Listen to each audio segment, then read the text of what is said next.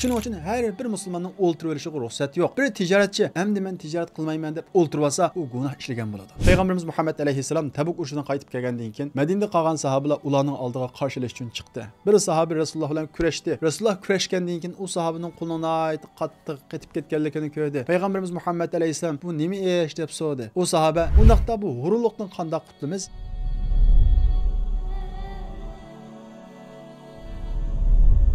Bilginimizdek musulmon degan omonat sohibi deganlik. Musulmon degan majburiyat, mas'uliyat egisi deganlik. Chunki islom bizga nurg'ulg'an mas'uliyatlarni, majburiyatlarni yuklagan. Shundaqla bizning ustimizda nurg'ulg'an omonat bor. Bu sababdan musulmon deganlik tirishchan odam deganlik. Shunga shayton bizni deganda o'rnimizdan turmayla hurun qilish uchun ajoyib tirishchanliklarni ko'rsatdi. Bu vaqtda payg'ambarimiz Muhammad alayhisalom yaqidu shaytonu ala qafiyati ahadikum idza nam thalatha uqad. Sizlarning biringlar uxlagan vaqtinglarda shayton sizlarning gardininglarga 3 xil tuganchin chigib qo'ydi. Agar u banda atdiganda o'rnidan turmoqchi bo'lsa, shayton uningga uxla va kechda uzun deb vasvasa qiladi.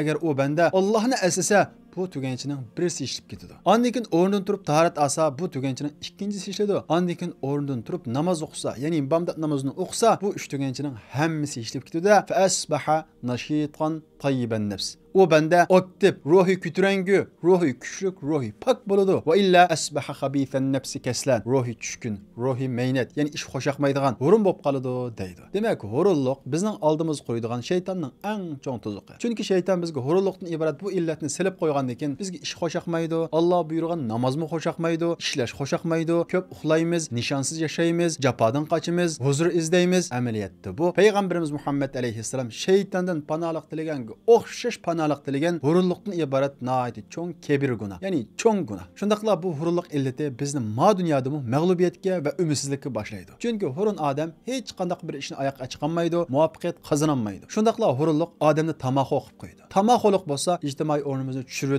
odamni xor qilib qo'ydi. Chunki tamahur odamdan hamma odam qochadi. Uningga yiqilsa, mendan yiqilishi bir narsa so'ramiki, pul so'ramiki, qari so'ramiki deb undan qochadi. Bu sababdan payg'ambarimiz Muhammad alayhisalom izhad fima indan nas yuhibbukan nas. Kishilarning qashgan narsadan zohid bo'l. Ya'ni o'zingni tot. Kishilarning qashligi pulga, har qanday bir narsaga qiziqma. Shunda qilsang, ondan keyin kishilar seni yaxshi ko'radi deydi. Demak, hurulluq tamahurlikqa boshlaydi, tamahurlik xorlikqa boshlaydi. Bu xorlik kishilarning muhabbatidan bizni mahrum qo'ydi. Jamiyatda xor hech kim yaxshi ko'rmaydigan bir odamga aylanib qolamiz. Shundaqla hurulluq kishilardan bir narsa so'rashga majbur qilib qo'ydi. Chunki hurun bo'lgandan keyin ishlamaydi, ishlagandan keyin qiyinchilikda qoladi. Qiyinchilikda qolgandan keyin kishilardan bir narsa so'raydi. Shundaqla nadi bekor narsa bor desa shu yerga yuguraydigan qilib qo'ydi. Payg'ambarimiz Muhammad alayhisalom man sa'alan nas amwalahum takathuran fa inna ma yas'alu jamran falyastaqil aw liyastakthir. Qanday bir odam kishilardan ko'paytish uchun, yig'ish uchun, ya'ni ishlamay, o'zini shunday yig'ib to'plash uchun bir narsa so'raydi ekan, u cho'g'ni so'g'an bo'ladi. Xolisa ko'p to'plasin u cho'g'ni, xolisa az to'plasin deydi. Demak, biz pul to'plab oldim, un to'plab oldim, yog' to'plab oldim degan bilan agar ehtiyojimiz yo'q turib, va o'zimiz ishlamay turib, o'zimiz qasddan o'zimizni muhtoj qilib turib, bir narsa yig'ib to'plab olsak, biz cho'g'ni to'plagan bo'lamiz.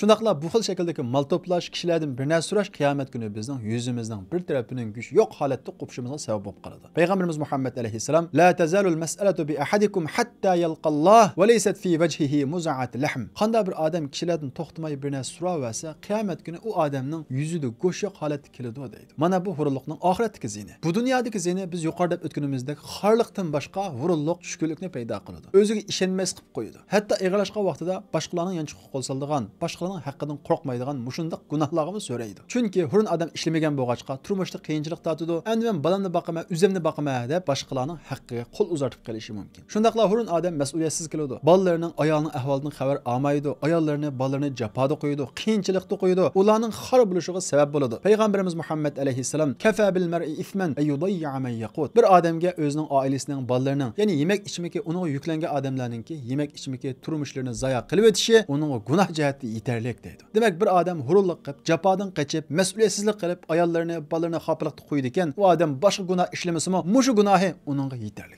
Shundaqla hurullik odamni amal ibodatda suslik qilib boradi. Chunki hurun odam degan ishlashda hurullik qiladi, namoz o'qishda hurullik qiladi, Qur'on o'qishda hurullik qiladi, hammada hurullik qiladi. Shunga hurullik insonni o'zi his qilmay, munofiqlarning sifatiga egib qo'ydi. Demak, bir odam hurun bo'lib qolsa, namozni hurullik bilan xo'shaqmay o'qisa, u odamda munofiqning bir sifati tepildi deganga. Eng xatarligi hurun odam boshqalarga hasad qiladi, boshqalarning keyin har xil gaplarni taqtidi. Nadi fitni ko'p bo'lsa, shu jamiyatda hurun odam ko'p bo'ladi. Qancha odam tirishchan bo'lsa, hamma odam bir ishlar bilan mashg'ul bo'lsa, u jamiyatda inoqlik shuncha ko'p bo'ladi, fitna fasod oz bo'ladi. Chunki hurun odam o'zining hurunligini boshliqini yepish uchun tirishchan odamninki, mas'uliyatchan odamning keyinin gap topadi. Ularning qilgan ishlaridan pitni tepib, o'zining hururligini yapmoqchi bo'ladi. Demak, yuqoridagi mazmunlarga qarab baqadigan bo'lsak, hururlik odamni ibodatdan, itqoddan, axloqdan, ham dunyoligimiz, ham oxiratligimizdan mahrum qo'yadi. Mana bu sababdan payg'ambarimiz Muhammad alayhisalom hururlikdan xuddi shaytondan panolik tilagandek panolik tilagan. Payg'ambarimiz Muhammad alayhisalom duolarida Allohumma inni a'udhu bika minal ajzi wal kasal. Ey Alloh, men ojizlikdan va hururlikdan panolik tilayman deb panolik tilagan. Shuning uchun bizmi hururlik unda sal qaramasligimiz kerak. Hururlik bir musulmonga asla va asla yarashmaydi. Hururlik bilan islom birga kelmaydi. Chunki islom degan gap omonat degan gap. Islom degan gap mas'uliyat degan gap. Islom degan gap majburiyat degan gap. Hururlik bayada mas'uliyat bo'lmaydi. Hururlik bayada majburiyat bo'lmaydi. Hurun odam omonatni zayo qiladi. Chunki bir odam musulmon bo'lishi bilan islomdan iborat bir omonatni ustiga olgan bo'ladi. Alloh taolo Qur'oni Karimda inna aradnal amanata alas samawati wal ardi fa abayna an yahmilnaha wa ashfaqna minha wa hamalaha al insan. Biz islomdan iborat bu omonatni osmonlarga, zaminga, taqqa hammasiga tanladik. Hammasi ustiga og'il unamadi, ammo inson ustiga oldi dedi. Demak, islom degan gap bir omonatni ustiga oldi degan gap. Shu sababdan musulmon tirishchan bo'ladi, o'rin bo'lmaydi. Shunga payg'ambarimiz Muhammad alayhisalom al mu'minul qaviy khayrun minal mu'minid da'if. Kuchli mu'min ojiz mu'mindan yaxshi deydi. Shundaqla kuchli mu'min ojiz mu'mindan Allohga suyumlik deydi. Chunki kuchli mu'min ko'p hollarda tirishchan keladi, ammo ojiz mu'min ko'p hollarda o'rin keladi. Boshqa sababdan ojiz bo'lib qolish mumkin, ammo hururlik bir acizlik. Şuna Peygamberimiz Muhammed aleyhisselam "Vesta'in billah ve la ta'cez." Allah'tan yardım talep kıl. Yani Allah bana yardım berdi deb dua kıl ve şunu işen. "Ve la ta'cez." Aciz bolma. Ben onu kılanmayma, ben onu itenmeyme deme. Aciz bolma. "Law asgabaka şey'un fela taqul law anni fa'altu kaza ve kaza." Eğer sana bir iş yetse, yani kılmakçı bolğaşını mağlup bolsan, kaşki men undaq kılsam boptiken, mundaq kılsam boptiken, qımısam boptiken, bundaq deme. "Velakin kul qadarullahi ma şa'a ve ma fa'al." Bu Allah'ın takdiri, Allah'ın halıgını oldu deb Allah'ın takdiriga razı bol. Fa inna law taftahu amala şeytan. Çünkü law yani undaq qilmasam bo'ptikan, bu ishni boshlamasam bo'ptikan, tirikchilik ko'rsatmasam bo'ptikan deganga o'xshagan bu xil shakldagi qilg'a ishiga pushaymon qilish shaytonning ishini boshlaydi. O shaytonning ishi qaysi? Hururlik. Demak, uni qilsam bunda bo'ldi ekan, buni qilsam bunda bo'ldi ekan deb hech ish qilmaslikdan iborat bu hururlikqa boshlaydi. Shuning uchun har o'zim undaq qilsam bo'ptikan dema. Bir mag'lub bo'lsang, Allohning taqdiri ekan degin, ishingni yana qaytadan boshla. Hururlik qilma degan ma'noga ishorat qiladi. Çünkü Müslüman degan biz yuqorida o'tganimizdek o mas'uliyat sahibi, omonat sahibi. Shuning uchun har bir musulmonning o'ltirib olishiga ruxsat yo'q. Bir tijoratchi, "Endi men tijorat qilmayman" deb o'ltirib olsa, u gunoh ishlagan bo'ladi. Agar bir odam "Hozir mening oilamga yetkudek pulim bor, men tijorat qilmayman" deb o'ltirib olsa, u odam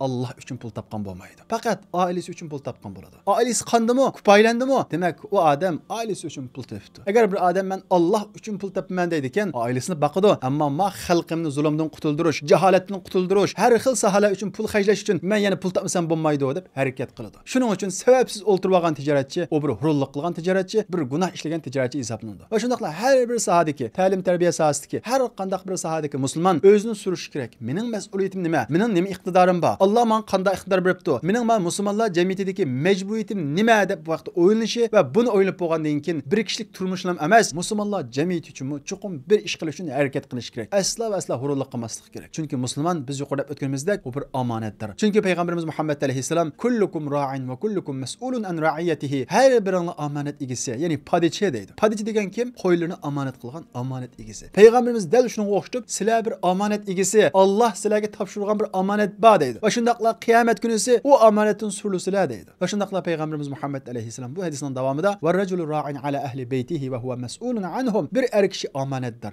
Kimdan? Oilasining omonatdor, ulardan so'roqqa tortiladi. Bir ayol kishimi oilasi va bolasiga nisbatan omonatdor, ulardan so'roqqa tortiladi deydi. Alloh taolo Qur'oni Karimda "Thumma la tus'alunna yawma idhin 'anin na'im." Qiyomat kunisi sizga berilgan bütün ne'matning surlusizlar deydi. Ya'ni sana pul berdim, rizq berdim, havo berdim, quyosh berdim, tan saqliqi berdim, nima ish qilding? Mening yo'limda nima ish qilding deb buningni savolga taqlisizlar deydi. Alloh taolo bizni mushundaq ogohlantirib tursa, buningga ishongan, ya'ni bu so'zning Allohning so'zi ekanligiga ishongan bir musulmon yana hururlik qilandi. Afsuski bugungi kunimiz qaydigan bo'lsak, nurg'un kishilarning, bo'libmi yoshlarningki, mush jafodan qo'rqadigan, yumshoq yerga yuguraydigan mushundaq bir illatga yo'liqqanligini ko'ramiz. Amaliyotda bu hururlikdan boshqa narsa emas. Bir musulmon degan oilasini beqish uchun jafo tortishni jihad deb qaraydi. Chunki payg'ambarimiz Muhammad alayhisalom "Talabul halali jihadun." Halal rizq talab qilish jihad deydi. Ya'ni halal rizq talab talep qilishimi nurg'ulg'an jafolarni talab qiladi, nurg'un yegib berishni talab qiladi, kechalari uxlamaslikni talab qiladi, nafsidan voz kechishni talab qiladi, shundaqla yolg'on aytmaslikni talab qiladi. Demak, mana bu tirishchiliklarning hammasi bir musulmonga nisbatan jihad. Shuning uchun musulmon asla va asla hurun bo'lmaydi. Sahobalar payg'ambarimiz Muhammad alayhissalom bilan birga ketyotdi. Nəhayət jafoliq bir ishlayotgan odamni ko'rdi.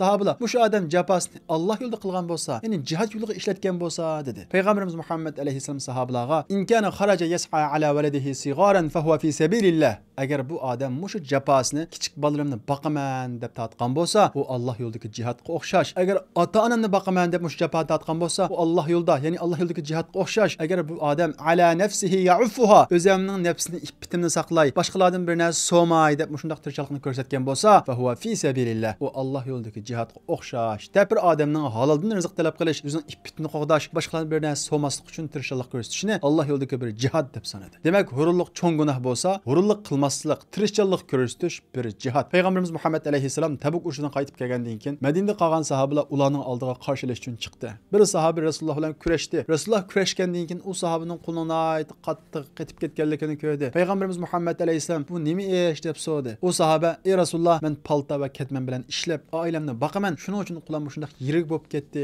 dedi. Payg'ambarimiz Muhammad alayhissalom: "Hadihi yadun lan tamassuha an-nar." Bu shunday bir qo'lki, bu qo'l do'zaxda ko'ymaydi, dedi. O'ylab baqili, hurunlik qilgan odam qiyomat kuni yuzining gushi yo'q qopsa, tirishchanlik qilib qo'li qetib ketgan odamning qo'liga o't, ya'ni do'zax o'ti tegmaydi, deydi. Demak, hurunlik bir musulmonga nisbatan yetarlik cho'ng gunoh. Bir oilaga nisbatan baxtsizlikning manbasi, bir jamiyatga nisbatan yuk, bir millatga nisbatan afat. Shuning uchun dunyoda xor bo'lmay, qiyomat kuni yuzimni go'sha qo'ymay deydiganmiz, qaytadan tirishimiz kerak. Hurunlikdan iborat bu illatga xotim berishga tirishimiz kerak. Undaqda bu hurunlikdan qanday qutulamiz? Old bilan hurunlik degan nima desa, hammamiz bilishimiz kerak. Hurunlik xo'shaqmaslik, jafodan qochish, rahat bayaga yugurish, nishonsiz yashash, badal to'lashdan qo'rqishdan iborat har xil shaklda ifodalanadi. Undan boshqa mas'uliyatni ustiga olishdan qochish, mas'uliyatsiz yashashni rahat yashash deb qarashmi hurunlikning bir ifodalanish shakli. Shunga hurunlikdan qutulish uchun birinchi qilib hurunlikninki bir afat, bir gunoh, ruhni chiritguchi omil ekanligini tunishimiz kerak. Shundaqla bundan qutulish uchun Allohga duo qilib qutulishga iroda bog'lashimiz kerak. Xuddi payg'ambarimiz Muhammad alayhisolamga o'xshash: "A'udhu bika minal ajzi val kasal." Ey Alloh, mendagi bu hurunlik illatini mendan ko'tarayotgin deb Allohga duo qilishimiz kerak. Allohga duo qilish bilan birga men qutulaman deb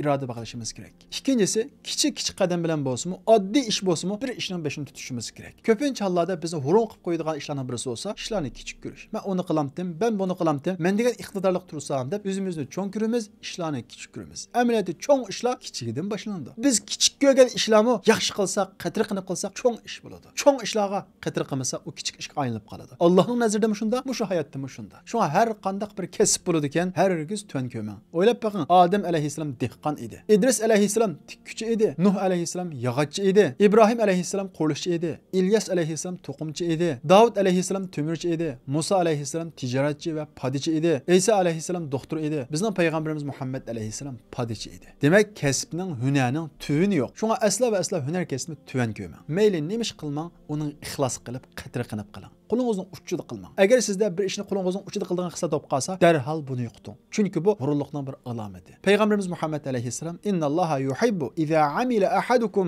amalan ay yutqinahu." Sizlarning biringlar bir ish qilgan vaqtida yaxshi qilishni Alloh yaxshi ko'radi. Ya'ni puxta qadr qilib ish qilishni Alloh yaxshi ko'radi, deydi. Shunga ish xo'shaqmaydigan, qadr qilib qilmaydigan, qo'lning uchida qilib qo'ydigan bundaq illatdan qat'iy qutuling. To'rtinchisi, hurunlikdan qutulay deydi ekansiz, atrofingizdagi passiv energiyalik kishilardan yiroq turing. Atrofimizda ba'zi shundaq bir passiv energiyalik kishilar borki, nima ish qilgan qopmang, oldingizni to'sadi. Qanday bir narsa o'rganmoqchi bo'lmang, uni o'rganganning nima foydasi bor deb sizni to'sadi. Amaliyotda bu hurun kishilarning eng bo'zi shu. Sizni o'ziga o'xshash hurun qilish uchun, sizning tirishchan bo'lib ketishingizni ansirganlik uchun sizni ana shundaq passiv energiya bilan qilmoqchi bo'lgan ishingizni to'sadi. Shuning uchun passiv energiyalik kishilardan yiroq turib, o'zingizni hurunlikdan qutuldiring. Beshinchisi, hurunlikdan qutulish uchun mayli nima ish qilmoqchi bo'ling, oxirgi nuqtaga emas, tunji qadamga markazlashing. Masalan, siz 10 qavatlik binoning ustiga chiqmoqchi bo'lsangiz, oldin siz birinchi qavatni o'ylang. 10-chi qavatni o'ylab olsangiz, qanday chiqaman deysiz. Bu bir misol. Masalan deylik, ayol kishi tamoq atmoqchi bo'lsa, say qo'rsam, ondan keyin ham yug'ursam deb hammani o'ylab olsa, hurunlik bosadi. Eng avval tunji qilmoqchi bo'lgan, ya'ni qochni yuvish deymiz, shunga o'xshagan tunji qadamdan boshlang va shunga diqqatingizni markazlashtiring. Bu vaqt ishlar osonlashadi va yengil bo'linadi. Shundaqla siz birinchi qadamni besib bo'lgandan keyin ikkinchi qadam oson bo'linadi. ikkinchi qadam bosib bo'lgandan keyin uchinchi qadam oson bo'ladi. Ammo siz 5 tilam oxirgi nuqta ko'ksingizni tikib olsangiz, men qilib bo'lmayman deysiz, g'ururlik bilan ishdan to'xtaysiz. Shuning uchun tunji qadamga eng avvalgi peshtoqqa diqqatingizni markazlashtiring, keyin o'ylamaslikka tirishing. Masalan, ayollar ko'p hollarda uyni retlmoqchi bo'lsa, uyning qalaymaganligining hammasini esiga bir olsa, uyni tozalag'isi kelmaslik mumkin. Eng oshxonangizni tozalang, undan keyin mehmonxonangizni, undan keyin yotog'ingizni. Ma'qul shaklda diqqatingizni tunji qadamga markazlashtirsangiz, ishlar osonga to'xtaydi, g'ururlikdan qutula olasiz. Oltinchisi, g'ururlikdan qutlay deydi ekansiz. Jafolik ishdan qo'rqadigan bu xil psixikdan qutlang. Ko'pincha kishilar, bo'lib ko'pincha yoshlar bu jafolik ishdan qo'rqadi. Ko'p pul topqisi va ammo jafo tatmaydi. Dunyoda unda bir ish yo'q. Bir jafolik ish sizga nurg'un narsalarni o'rgatadi, sizni tavlaydi. Dunyolik ishlar emas, oxiratlik ishdami qancha jafolik ishlarning savobi shuncha cho'ng bo'ladi. Masalan, Alloh yo'lidagi jihad deymiz, jafosi og'ir. Alloh yo'lida pul xarjlash deymiz, ma'naviy jihatda jafosi og'ir. Buning savobi intayin yuqori. Ma dunyodami shunda qancha jafosi yuqori ishning mukofoti shuncha ko'p bo'ladi. Qanchasi yuqoriga o'rlagan siri jafo shuncha og'ir bo'ladi, oxirida tavlanib chiqsiz. Shunga siz taraqqiy qilaman, muvaffaqiyat qozonaman, bir natija qozonaman deydi ekansiz, jafoga jang e'lon qila oladigan bir idea bo'lishi kerak. Jafodan asla va asla qo'rqmang, jafodan qochmang. Jafo sizni tavlaydi, jafo sizga nurg'un narsalarni o'rgatadi. 7-si,